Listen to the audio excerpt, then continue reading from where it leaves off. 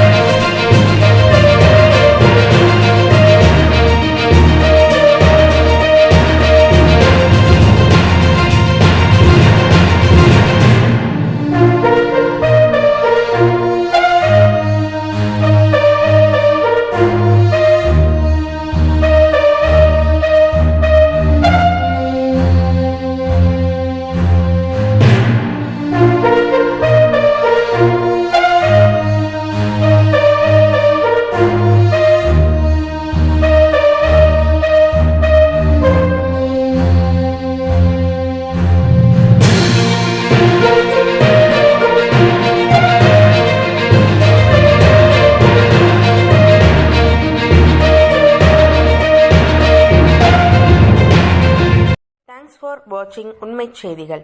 நெல்லை செய்திகளை உடனுக்குடன் தெரிந்து கொள்ள சேனலை சப்ஸ்கிரைப் பண்ணுங்க, லைக் பண்ணுங்க, ஷேர் பண்ணுங்க.